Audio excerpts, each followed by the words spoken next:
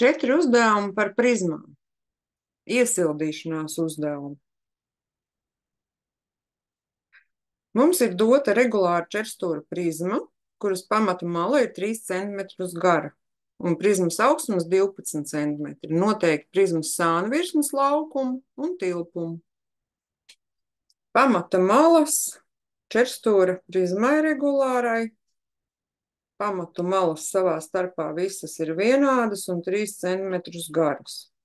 Es rakstīšu AB ir vienāds ar 3 cm.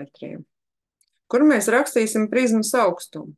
Nu, pēc zīmēm spriežot, tā mums ir taisna prizma, un ja pamatā bija kvadrāts, tad tur ir taisnas leņķis. Nu, un augstumu mēs varam rakstīt pie jebkuras no šķautnēm, jo taisnām prizmām šķautnes ir perpendikulāras pamatiem. Tātad augstumu mēs varam rakstīt, piemēram, kā AA1, 12 cm. Vēl mēs zinām, ka ABCD ir kvadrāts.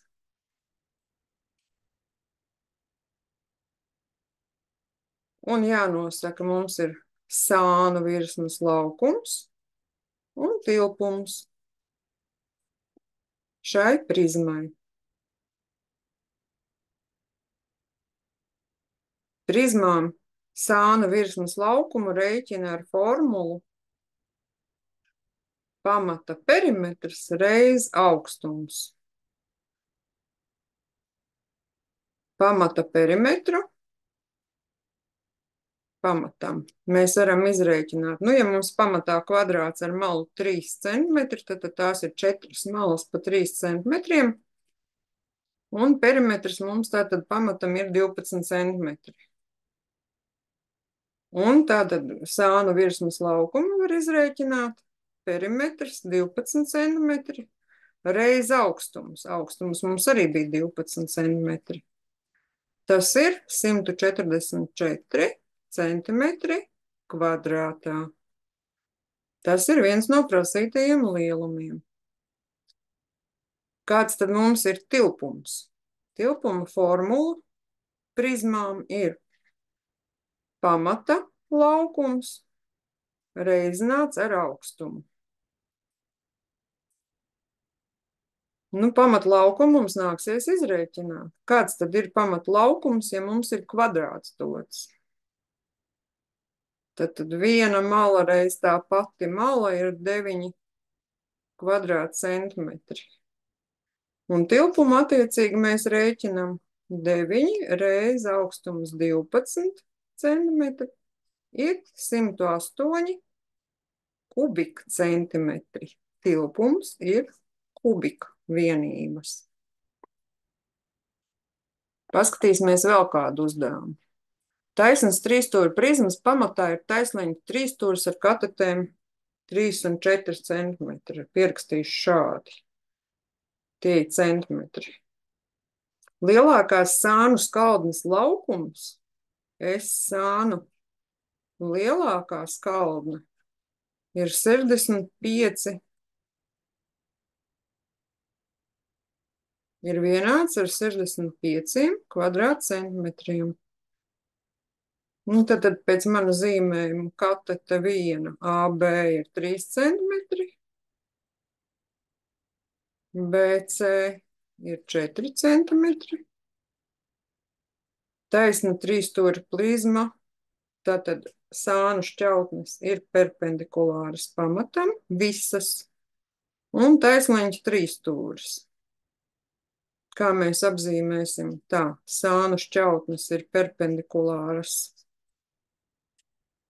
pamata trīsstūrim, un taisnleņķa trīsstūri mēs varētu apzīmēt, piemēram, ka leņķis ABC ir 90 grādu liels. Nu, un kas mums jānosaka? Tikai prizmas augstums. Prizmas augstums, tas ir tikpat labi jānosaka AA1 vai BB1 vai CC1, jo mums ir taisna prizma. Nu, tad paskatīsimies uz mūsu pamatu trīsstūrīti. A, B, C. Ko mēs par viņu zinām? 3 vienības, 4 vienības. Varbūt neliela ilustrācija vajadzīga. Mums ir prizma. Pamatā ir taisleņķa trīsstūris.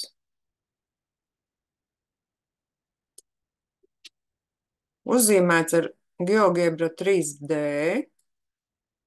un parotējot trīsstūri. Mēs parasti izvēlamies zīmēt prizmu, parotējot, izvēlamies zīmēt prizmu savā lapā, tā, lai būtu pēc iespējas mazāk šo te neredzamo līniju. Ja mēs salīdzinām, AC tikai neredzam, bet pamati mums ir taisleņķa trīsstūri un sānu šķautnes ir perpendikulāri pamatiem. Tagad padomāsim, kura varētu būt lielākā sānu skaldne, tā plakne, tas taisnstūris. Pret kateti 3 centimetri? Nē, pret kateti 4 centimetri būs lielāks nekā pret kateti 3 centimetri, kur pamatā ir 3 centimetri vai 4 centimetri salīdzinām un augstumi vienādi taisnstūriem. Nē, jo vēl mums būs hipotenūza. Mums būs hipotenūza AC, taisleņķa trīsstūrī, viņa būs garāka par jebkuru no katetēm. 3 kvadrātā plus 4 kvadrātā. Tātad AC mums būs vienāds ar kvadrāta sakni no 9 plus 16, jeb tas būs sakne no 25, un hipotenuza mums būs 5 centimetrus gara. 5. Mēs izreikinājām 5. Un lielākais sānu skaldnes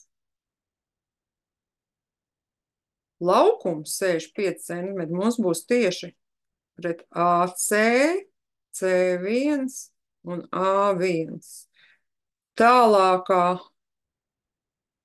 no mums šobrīd esošā skaldne ir 65 kvadrātcentimetri, un viņu rēķina kā AC reizināts ar augstumu AA1.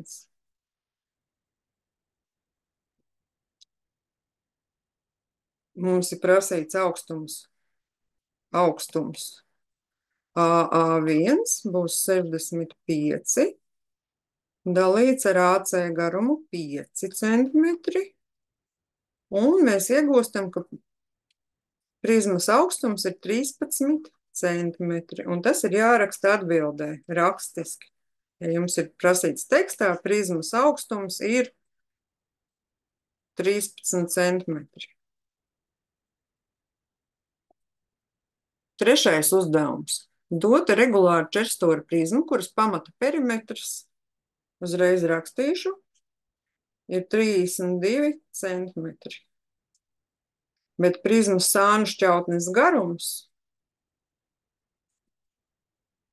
sānu šķautnes mums ir vienādi garas, ir 7 centimetri. Es atkal rakstīšu AA1 ir 7 centimetri. Tas ir arī augstums visai prizmai, jo ir acīm redzami, ka tā ir taisna prizma. Un arī mēs redzam to, ka tā pamatā regulārs četrstūris, tad pamati mums ir kvadrāti.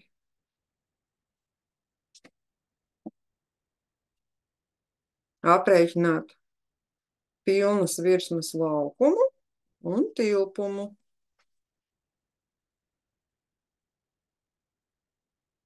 Pilnas virsmas laukumu mēs rēķinam 2 pamatu laukumi plus sānu laukums. Ko mēs vēl daram? Sānu laukumu mēs rēķinam pamata perimetrs reiz augstums. Ja mums ir zināms, ka perimetrs 32 centimetri, tad viena pamata kvadrāta mala mums 32 dalīts ar 4. Pamata mala mums sanāk 8 centimetrus gara. Ko ar to mēs varam darīt? Mēs varam izrēķināt pamata laukumu. Ir 8 reiz 8, jeb 8 kvadrātā ir 64 kvadrātcentimetri. Nu, tagad mēs varam mēģināt rēķināt arī sānu laukumu. Ja perimetrs mums bija 32 un augstums sāna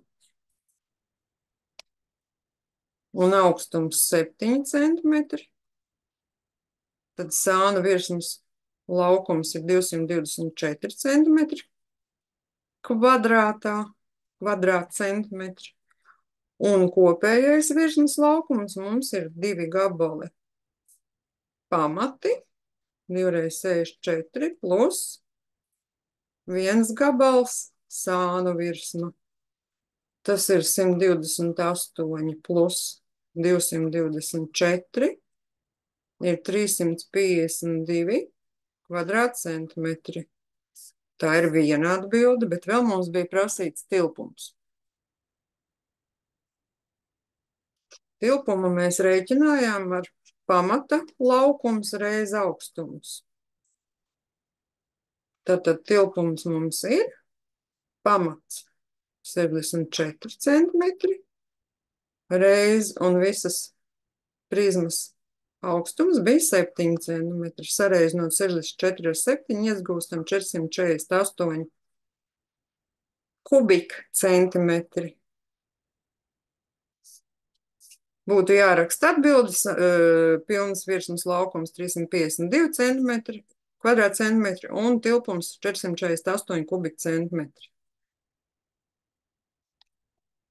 Es ceru, ka jūs nopauzējāt un pareiķinājāt uzdevumus, bet tagad ir viens senas 1 punkta eksāmena uzdevums matemātikas, ja ir dots kuba tilpums 64 tilpuma vienības, kāds ir kuba pilnas virsmas laukums? Tilpums ir dots 64 vienības, nu, es rakstīšu kubā. Mēs zinām, ka kuba tilpumu mēs rēķinām A kubā un stop. Izrēķiniet kuba pilnas virsmas laukumu patstāvīgi un komentāros ierakstīsim, salīdzināsim atbildes.